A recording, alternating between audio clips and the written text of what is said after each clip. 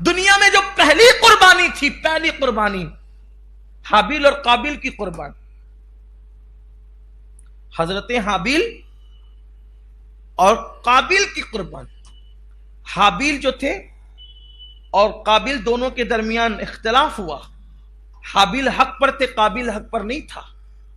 تو اس وقت حضرت آدم علیہ السلام نے فرمایا کہ تم دونوں قربانی پیش کرو، تم دونوں قربانی پیش کرو، تو تمہاری قربانی جس میں سے اللہ جس کی قربانی قبول کر لے تو وہی حق پر ہوگا. اب چونکہ جو حق پہ تھا وہی نیک تھا، جو حق پہ تھا وہی پرہیزگار تھا، جو حق پہ تھا. تو جب حابیل کو پتا چلا کہ ابا کہہ رہے ہیں قربانی کرو، تو جناب حابیل نے ایک بہترین خوبصورت دمبا، بڑا حسین و جمیل دمبا، وہ دمبا جو ہے وہ قربانی میں رکھا. اور قابیل نے اپنی کھیت میں سے سڑی ہوئی بالیاں، وہ جو بالیاں ہوتی ہیں جس میں اناج لگا، سڑی ہوئی بالیاں وہ رکھ دی. اب یہ پہلی قربانی تھی دنیا کی پہلی قربانی حابیل اور قابیل. حابیل نے دمبا رکھا خوبصورت حسین و جمیل، اور قابیل نے وہ سڑی گلی وہ بالیاں رکھ دی. اور قبولیت کی نشانی اس دور میں یہ تھی کہ جس کی قربانی قبول ہوگی آگ آئے گی اور اس کو اٹھا کے لے جائے گی. بغیر دھوئیں کی آگ آتی تھی، بغیر دھوئیں کی آگ، اور اس کو اٹھا کے لے جاتی تھی.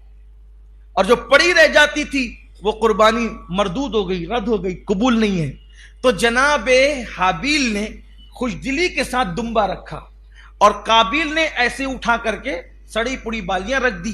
وہ بالیاں وہ رد ہو گئی، ویسے بھی وہ باطل پہ تھا، وہ رد ہو گئی، اور دمبا حابیل قبول ہو گیا. اب وہ ہوا تو ہمارے صوفیہ فرماتے ہیں اس دمبے کو جنت میں رکھا گیا. اس دمبے کو جنت میں، دیکھو قبولیت کی شان کیا ہے. اس دمبے کو کہاں رکھا گیا؟ جنت میں رکھا گیا.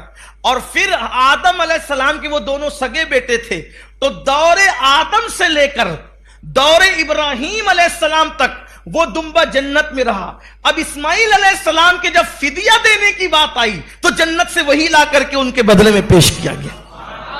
یہ خلوص کی برکت ہے جو اللہ کی راہ میں دی جاتی ہے، اس کی برکت ہے. حالانکہ کسی نے دمبا بھی کہا، کسی نے بکری بھی کہا، جو بھی ہے، لیکن یہ بات کہی گئی. تو اللہ کی راہ میں دو تو ہمیشہ اچھا دو. دیکھو یہ ہوتا ہے اچھا دینے کا صلہ.